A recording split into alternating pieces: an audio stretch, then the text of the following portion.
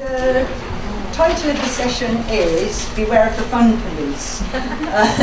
I'll tell you in a minute who the fun police are. What I'm going to be talking about though for the next hour is how to choose and or write engaging teaching materials in the face of all the restrictions that we as materials writers and teachers face when we're preparing our materials. So I'm going to suggest ways of spicing up your material, if you like, spicing up your lessons. So that's what the title means.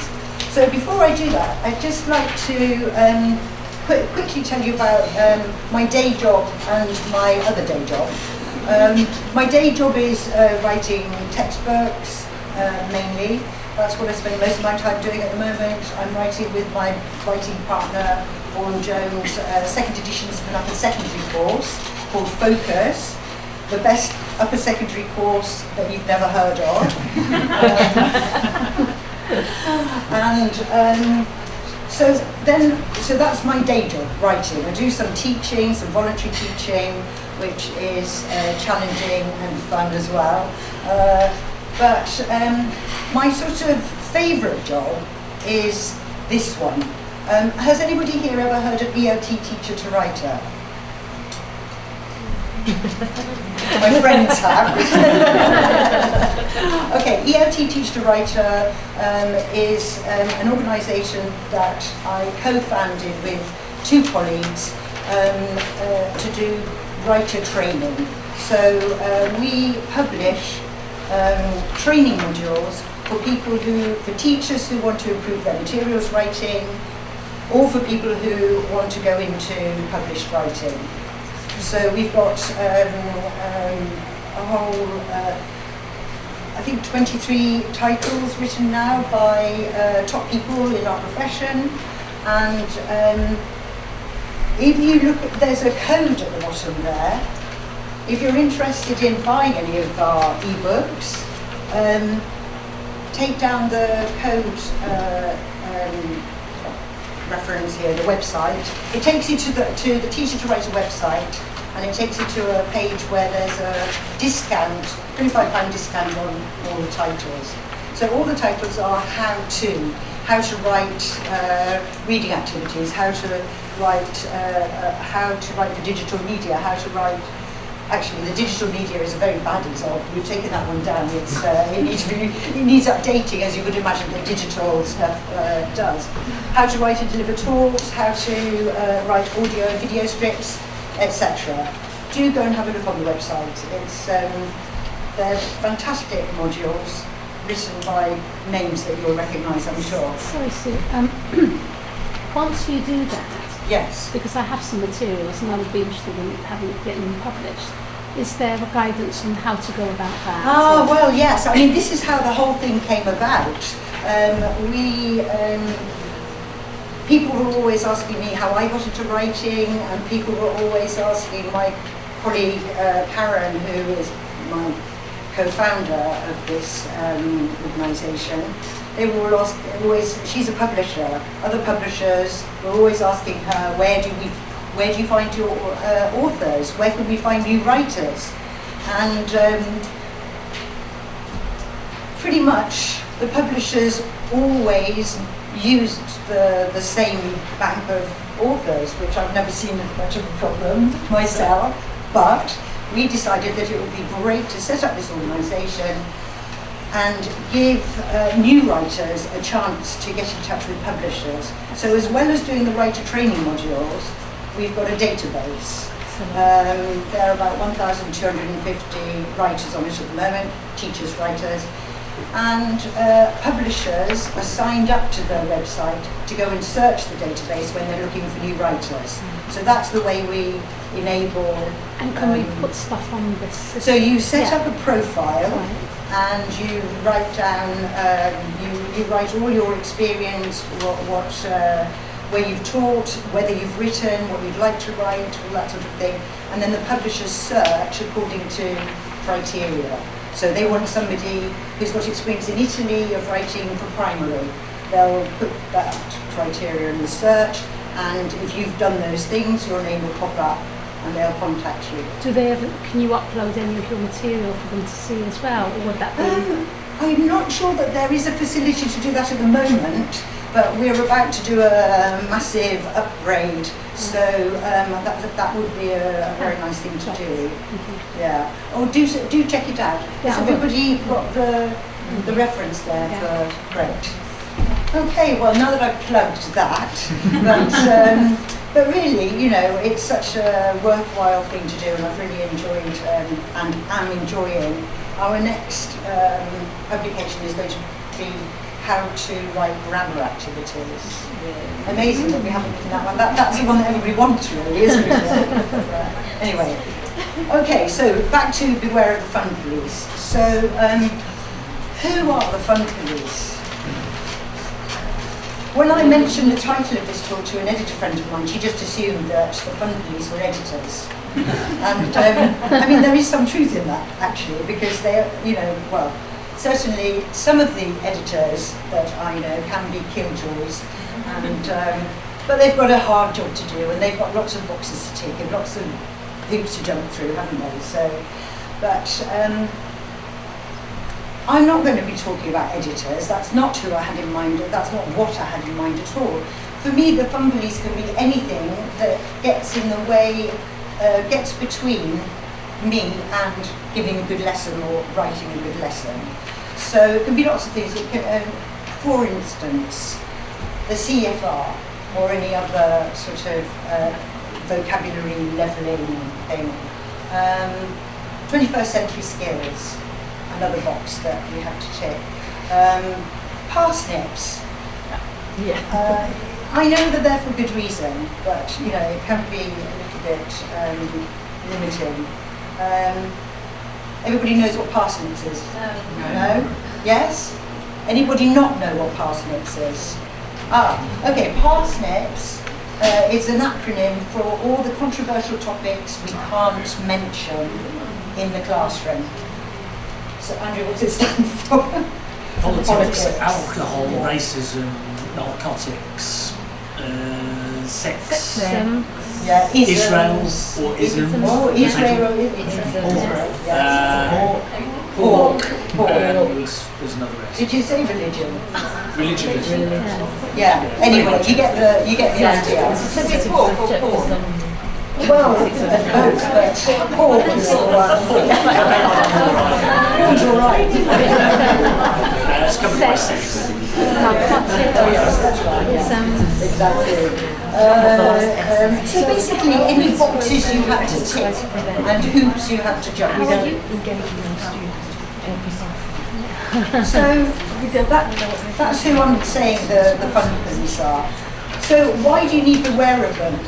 All those things that I mentioned, they are there to make our teaching and writing more rigorous, aren't they? So why do we have to be aware of them? Well, I think you have to be aware of them because they could make you lose sight of the ingredient, what makes a lesson engaging and interesting.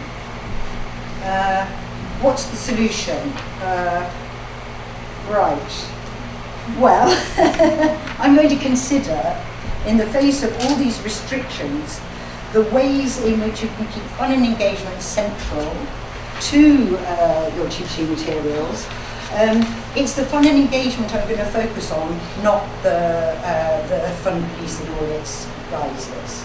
Okay? So, I've mentioned some of the restrictions. Here are some other ways that your materials can lack pizzazz. Topics can be boring, bland, déjà vu, or remote from the student's reality. Reading and listening text, unrealistic, inauthentic, unconvincing as discourse, written purely to showcase a language point, too hard, or on the other hand, lacking in challenge. Practice exercises can be meaningless, uncommunicative, only focus on form. Always the same format, the ubiquitous gap fill, or they don't provide enough practice. So I've divided the presentation into 3 sections, using these problems as a jump-off point. Engaging content, choosing engaging content, how to add interest to your materials, and how to write meaningful practice activities. Right, so starting with engaging content, this is a great quote from Henry Widdowson: "If the interest of students is not engaged, the learning process is unlikely to get off the ground at all." So whatever else you're trying to achieve, engagement is a good place to start. So you may have noticed that in all course books, they pretty much treat the same general topics. You know, travel, the environment, food, those kind of things. You know, they all have pretty much the same areas. And actually, these universal topics are, you know, they're a good place to start. The challenge for the materials writer is finding fresh angles and new twists on these well-worn themes. I mean, I really enjoy that part of the job, actually. I'm very lucky with my writing partner. I'm the one who looks for the new materials, and he's the one that does the grammar exercises, which I'm not bothered with. Okay, so let's just look at a couple of examples of new or fresh angles on old themes, if you like. So every course book has, every course book of a certain lowish level has a lesson on, has a lesson on routines. Okay, so they tend to, you know, they can be rather based around Tom, Dick and Harry. I think much more interesting to base them on a real person, and why not a real person who is living in the International Space Station. They do all those, you know, daily routine things every day. And when I saw that photograph, I honestly thought, how does she wash her hair in zero? How does she do it? I mean, maybe she doesn't know. Anyway, yeah, every course book has a unit on travel. So here's a traveller who's looking suspiciously clean, very, you know, she's even wearing makeup. So I don't think that's very real. You know, if I see a lesson that is illustrated with that picture, I don't think it's going to be very authentic or very real or particularly engaging in that way. Better this rather less photogenic traveller, Heinz Stoke. I mean, he must be in every course book. He is a gift for the present perfect. I think he's done something like, and he's still doing it, which is why he's such a gift for the present perfect. He's visited 217 countries, something like that. He's been cycling around the world for 50 years or something. I mean, he is amazing, but he's real. And so I think immediately more engaging than the pretty made-up pretend traveller. So art and culture, you know, fantastic portrait, but which picture there has the wow factor? I mean, portraits on the front of buildings in a favela, or the Mona Lisa. I think the point is that the Mona Lisa, we kind of know the backstory, whereas if you see something like that, it might engage your interest enough to think, I'd like to know more about that. So does anybody know who did this? Have you heard of JR? Oh God, he's amazing. He's a photographer, a French photographer, who pastes portraits of people in public places. And the reason he does that, well, he wants to highlight issues, if you like. In this case, he pasted the portraits of women who live in the favelas, looking out to the city to say, look, we're here, don't forget about us. It's an amazing project, one of many. There's a film out about him as well, which is worth watching. So I think the wow factor goes to the portraits painted on the favelas. Family, okay, again, this family are very clearly models. You know, perfect teeth, you know, nicely coiffed, all happy. That can't be a real family. So much better, I think, they might be actually, but I don't think they are. I think they're too posed. Much better to go for the less photogenic, but real family who have got something that make you go, what? How did that happen? They've got two sets of twins, and they're both sets of twins have got a black twin and a white twin. And it's all about I think the point is that the father has to have a white gene in his background, in his ancestry, for that to happen. Anyway, it's a very interesting, and they're a real family, and there's an extra twist coming to a course book, maybe very soon.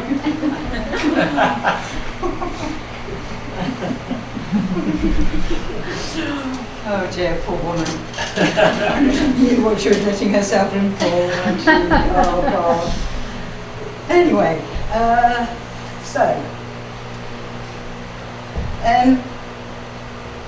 Sarah Cunningham, who you may know as the co-author of what's it called? Cutting Edge. Oh dear, I'm sorry. I always have to have a friend with me who is my hard monitor, because I can never remember names. But anyway, Sarah Cunningham. What? Can't remember my name either. Have I seen you? Sarah Cunningham wrote for Teacher to Writer, How to Write Speaking Activities, and this quote comes from her.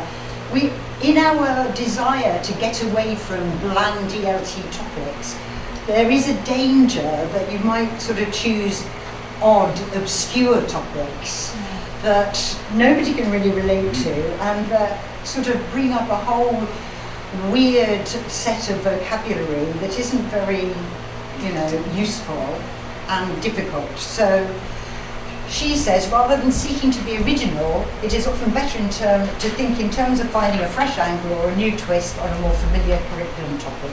Often it's the details that bring humour, controversy, emotion or surprise to the topic. A touching human interest story, or an eccentric or interesting personality, or an unusual way of doing things. So a human story like this, maybe. This is a story from the press, a teenager who shaved head for charity, put in isolation by school for extreme haircut. Okay, which haircut do you think it was? Can you see him? You can't really see him very well there, can you? It's a shame because this haircut is extreme. But as you can imagine, he was put in isolation for shaving his head. Anyway, I like this story because it's real, because there's some controversy there, there's room for people disagreeing for one another, you know, there's potential injustice happening there. It's got quite a lot going for it. He's just 15. Right. Environment. I'm writing a unit on the environment as we speak, and it's a nightmare. It's a nightmare because you automatically fall, I don't know, tell me whether you think this is true.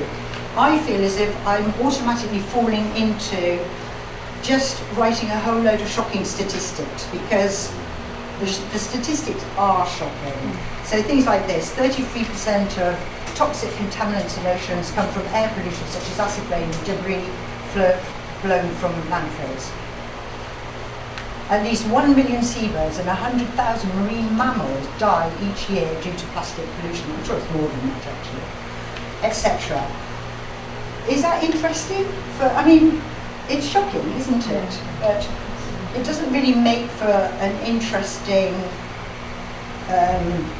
presentation text for our students, does it? So I think, again, much better to find a human face. And so, this guy, ever heard of Boyan Slat? He, I can't remember what nationality he is now, but anyway, shocked by how much plastic there was in the ocean when he was diving in Greece, he decided to, young guy, at the age of 18, he decided to come up with a method for cleaning up the ocean. At the age of 19, Boyan Slat invented a device that he claims could clean up to 20 billion tons of plastic waste from the world's oceans. His ocean cleanup concept is based on a simple idea. So I think this is more interesting than the statistics actually. It's somebody who's doing something about it. He's a person, he's a human face. And this is his cleanup thing. And it's actually being used as we speak and cleaning up the ocean. Right, checklist, my first checklist. I like checklists. I've put all of these checklists on your handout, so you don't really have to pay attention, they're on your handout. Checklist for engaging topics then. Striking images that will make people look again, take a second look. The wow factor. Universal topics that everybody can relate to, because if the topics are too far removed from people's lives, they won't be able to hook on to them. New angles and fresh twists, an eccentric or interesting personality, amusing or inspiring human interest stories, real people doing real things in real places. So that last point, that brings me on to the question of authentic. I'm a great believer in using authentic sources. You probably picked that up already. Why? Why is authentic material better than material made up, to fulfill our language purpose? Well, in my experience, authentic material is more interest-raising, more motivating. It shows language as it's really used in all its richness and complexity, prepares students for the real world. And the last point was really important, increases the chance of eliciting genuine responses from the students. I mean, you can't expect students to have a genuine response to something that's made up. And then you can't get that nice interaction going on in the classroom. So, checklist for choosing a text. When I'm looking for, or when I've found some material I think might potentially be useful for the book or the class, I ask myself these 3 questions. Sounds obvious, is it interesting? But, I imagine my students, would it be interesting to them? I'm writing for teenagers at the moment, and God knows what, honestly. Number 2, is there anything in this text that my students can relate to their own lives? And thirdly, can they learn something new? Well, obviously about the language, because that's our job, but that they didn't know before, which is what lifts material from being, okay to being more engaging. I can't remember what the slide is. Ah, yes, okay. So, an authentic piece of material. This picture took my interest when I can't remember where I saw it now, but this family have been driving around, and I'm obviously very attracted to people who drive around the world aimlessly and in various vehicles. Oh my God. I was with my grandchildren recently and we saw this amazing VW camper van and we were admiring it, and the 10-year-old said to me, "Sue, you were a hippie, weren't you?" How do you know? So this family, a real family, an Argentinian family, have been travelling around the world in this 90-year-old vehicle. So I think the point I'm making here is that applying the 3 questions. Is it interesting? Yes. Nice human interest story. Can people relate to it? Yes, even if you don't do that kind of thing, you can relate to it. Can they learn something about the language? Well, the language, the article, well, look at the questions, tell me what came out of this article very nicely, what was contextualised in this article.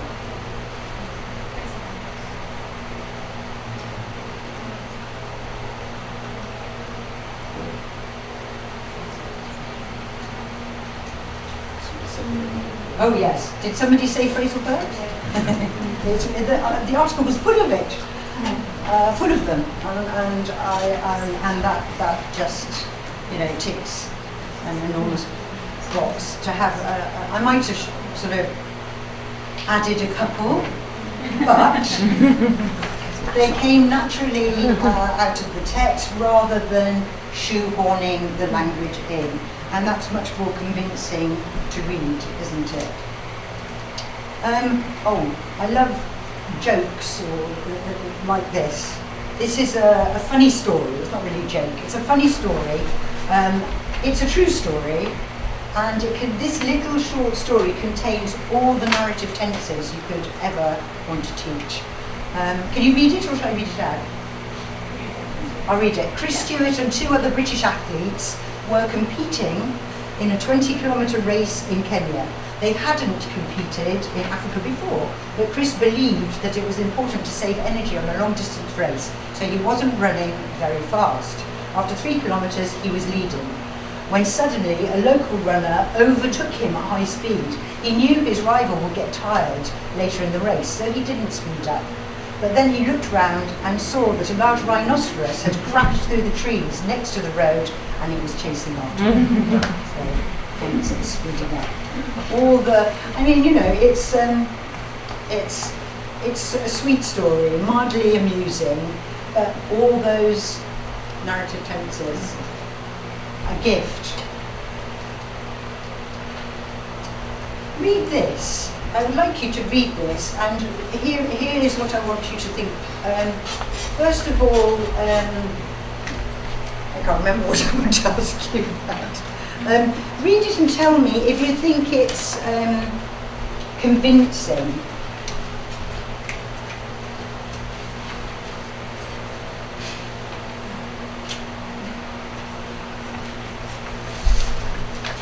And what's the language point?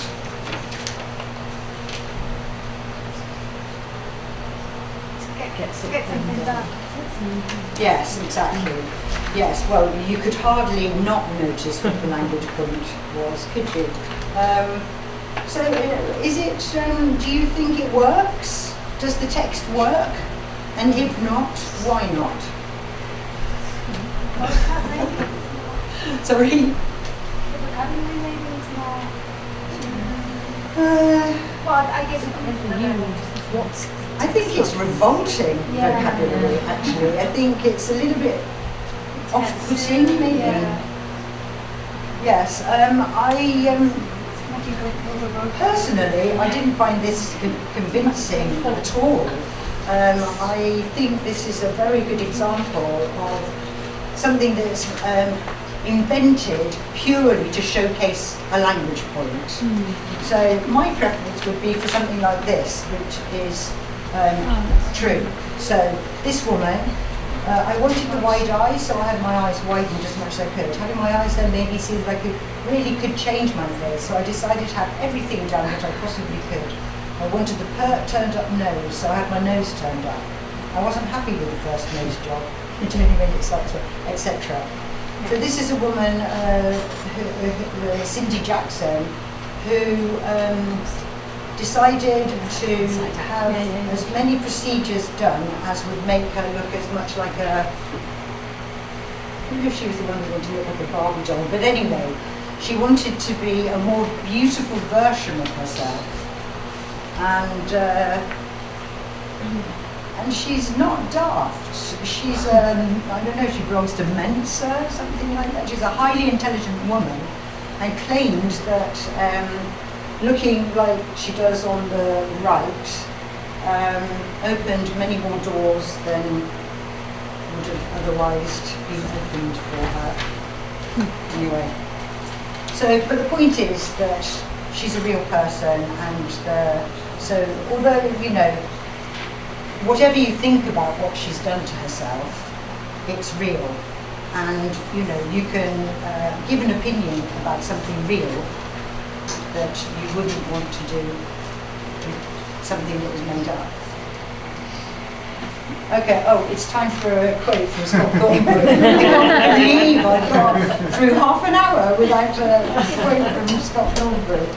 Okay, this is about authenticity. In his A to Z of ELT, he defines authenticity. He said there's been a backlash against the authenticity movement.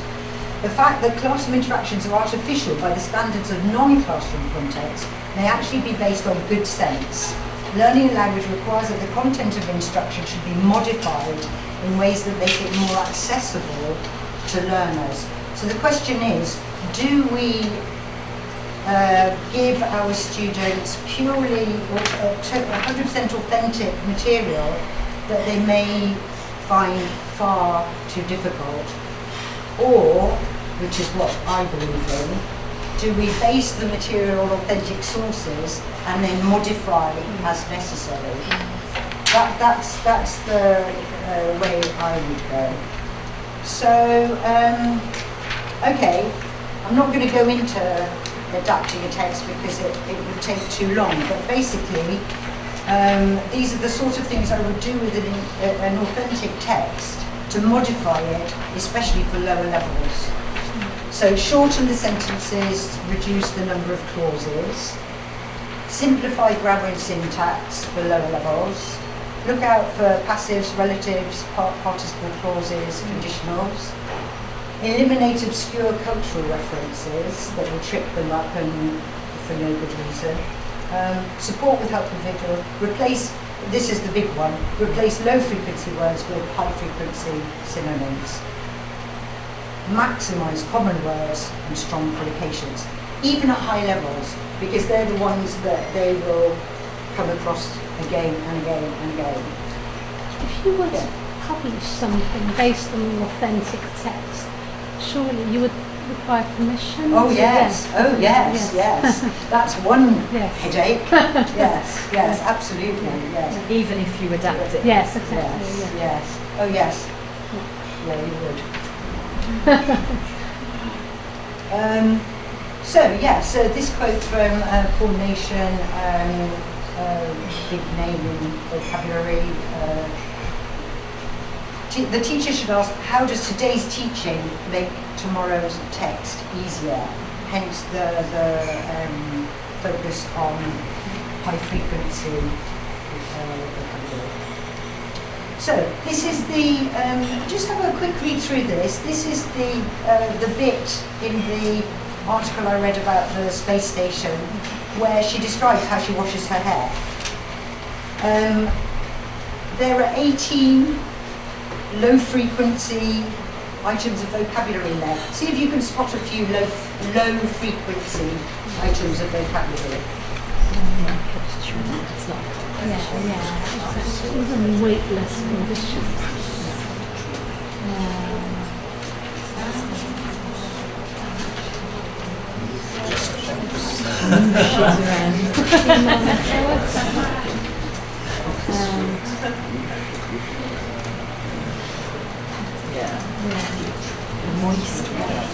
Moosh it around.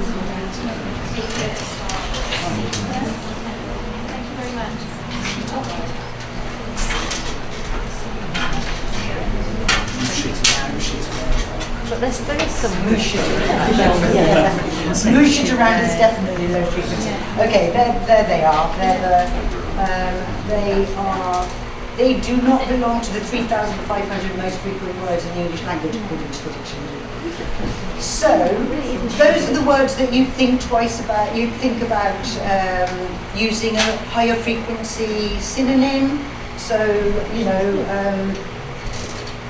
in such close quarters, personal hygiene is a must. I think the must is quite nice, but if you want to lower levels to just understand it, then something like essential, which is a higher frequency word.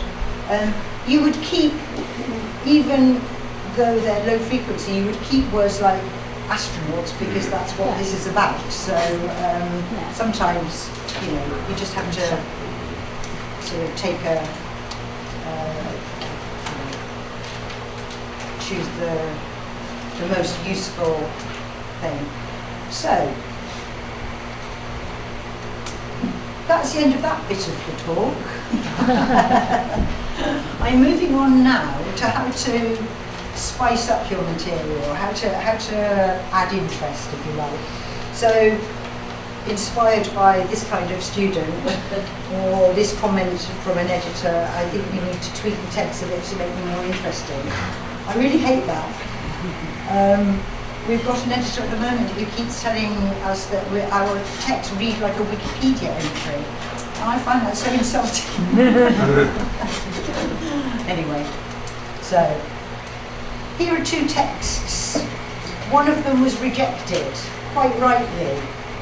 Which one is more interesting?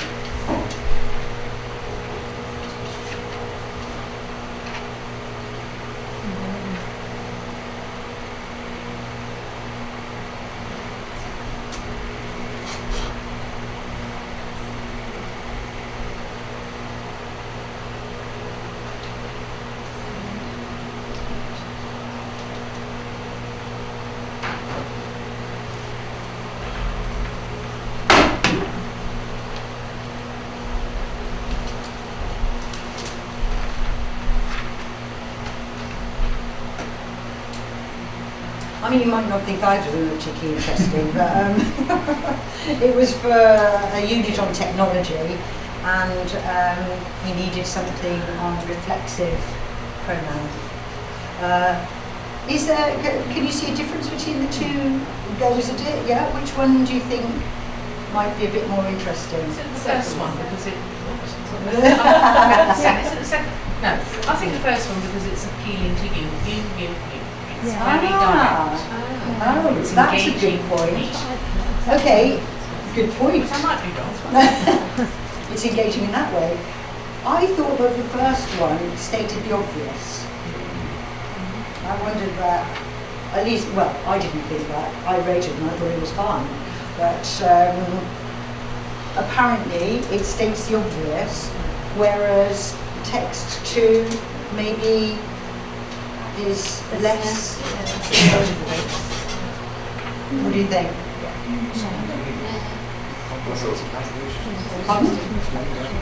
Yes, it's longer. That's not so good, is it? Yes, better to be concise. One thing you said is like, will the learner learn something from it? And I learned that maybe monkey is a common part. Yeah, there you go. Yes, I think that was the idea. Exactly. Yes. What is that about? I want to use my text. This is something, when you are writing or adapting a piece of material, this is an editorial comment. It's a potentially interesting text, but I think it needs to be slightly rewritten. It's not exactly clear what type of article it is. So to come across as convincing and authentic, you have to present it as something real that the students may come across in their lives outside the classroom. So really, so where could I read it? Why would I read it? It's a very good point. So I would suggest that it's important to, if it's a text, tell the students what they're going to read. So read the magazine or newspaper article, the web page or blog post, the advert, menu, itinerary, probably obvious, but leaflet, manifesto, top 10 ways to, list of best, extract from a novel or a biography, tell them what they're going to read. And if it's a listen to a radio programme, an interview with, a lecture about, and so on. Listen to somebody checking into a hotel. Now, how interesting can that be?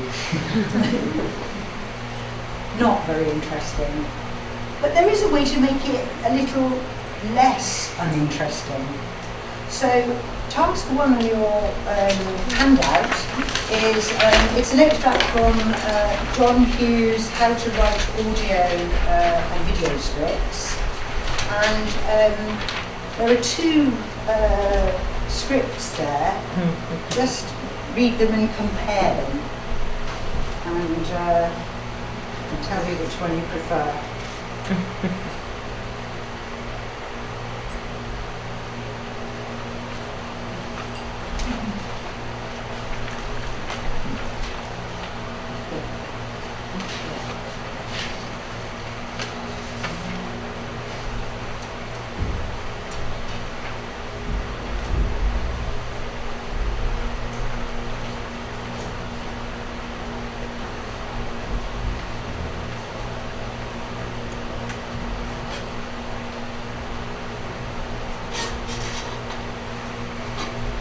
Okay, so just, I'll read you John Hughes' commentary on that little task.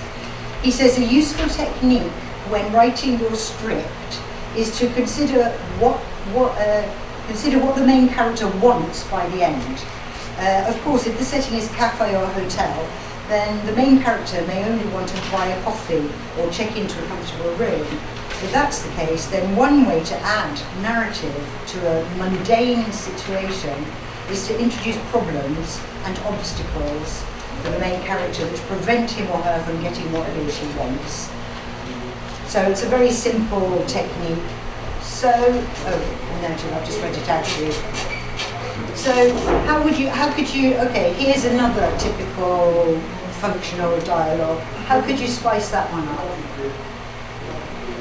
What sort of obstacles or problems or misunderstandings could be there?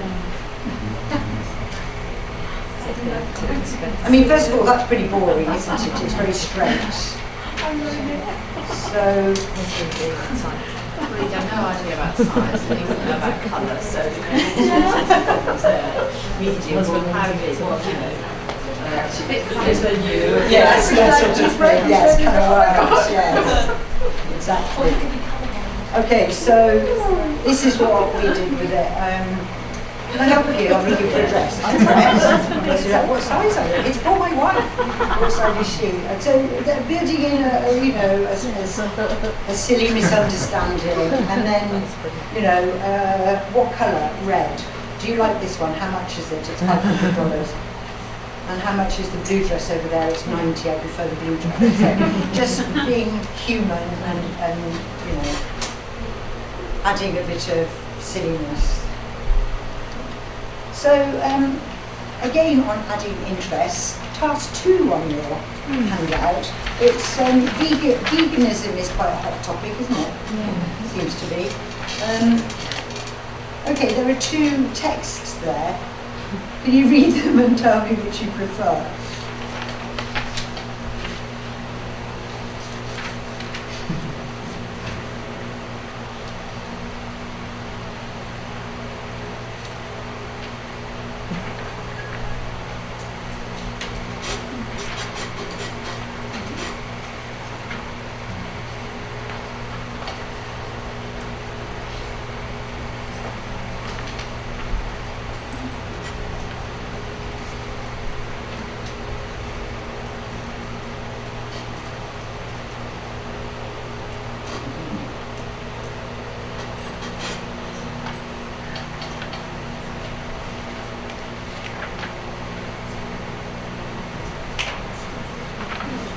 Any preference?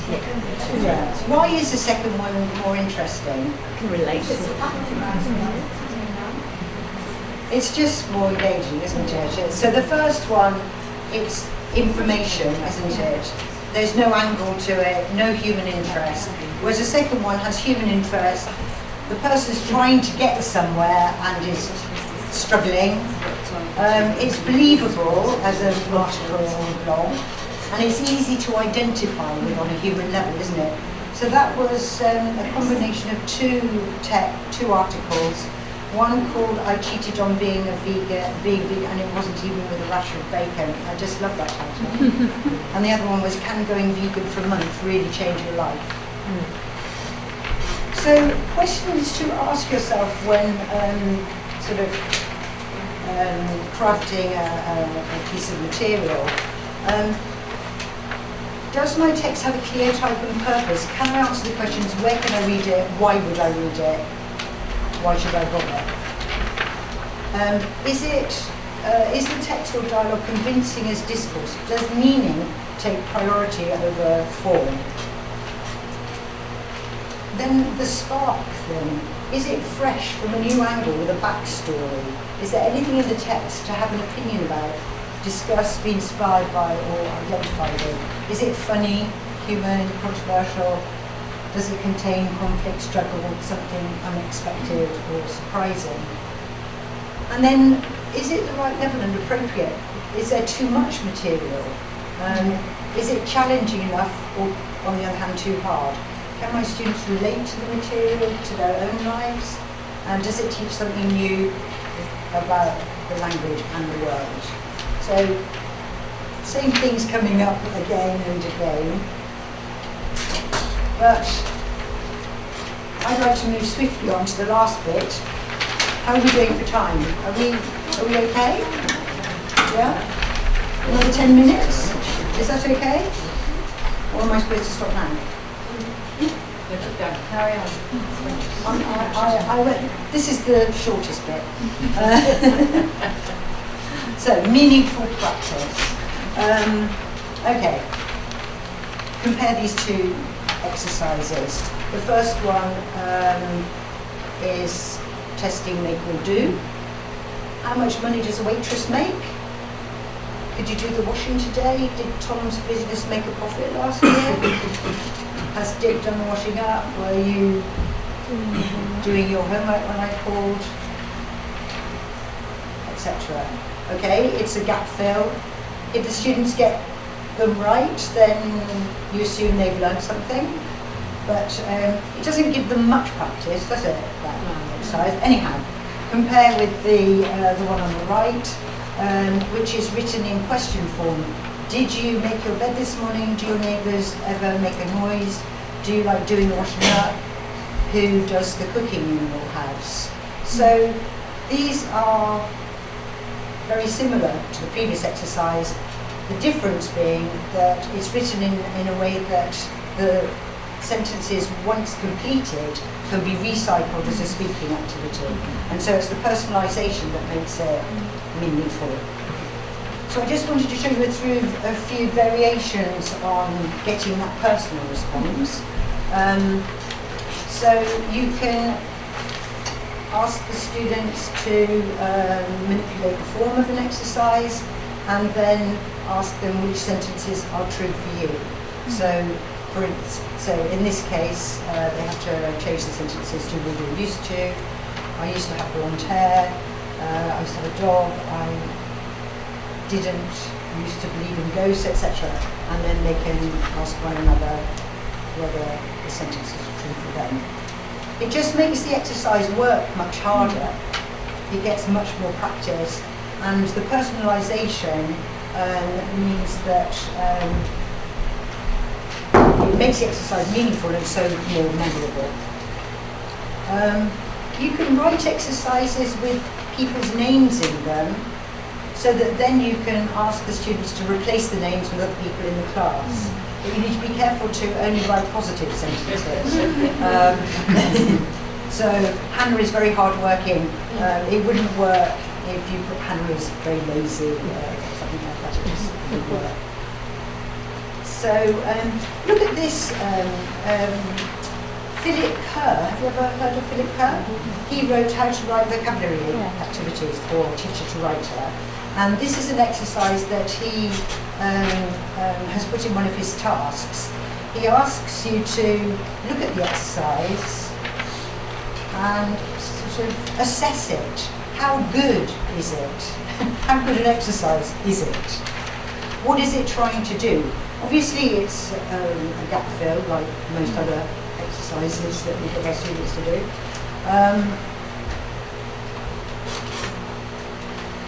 How good is it? Do you think? Obviously they've seen the language in context, I would imagine.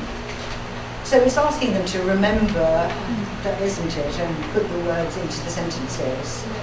So it's fine as a sort of recycling vocabulary, but it doesn't actually get much practice. It's pretty dull. So another way of using those kind of words is to do a blank fill, but make the sentences mean something. For instance, make them the kind of statements that you can then recycle as a discussion. So ask you, do you agree or disagree with the statements?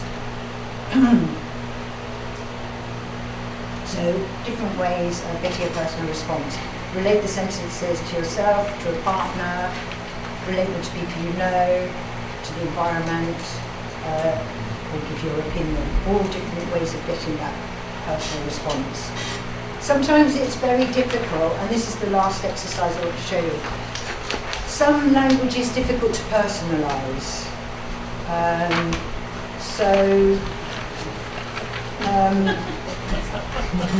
Yeah, you were. When was the last time you did it today? When was the last time you caught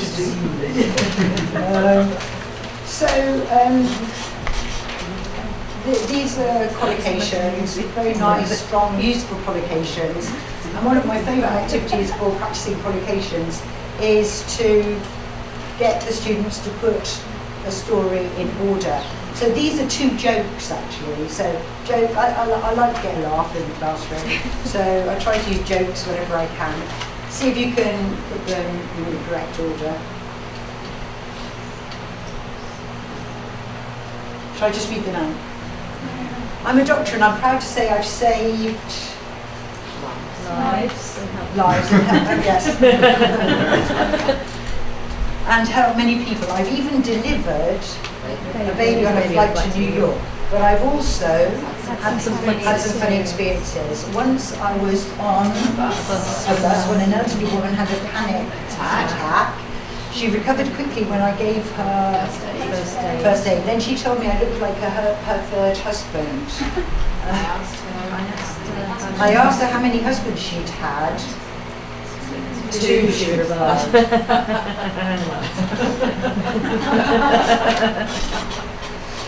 Last week I was treating a patient for earache. Today he told me he felt much better.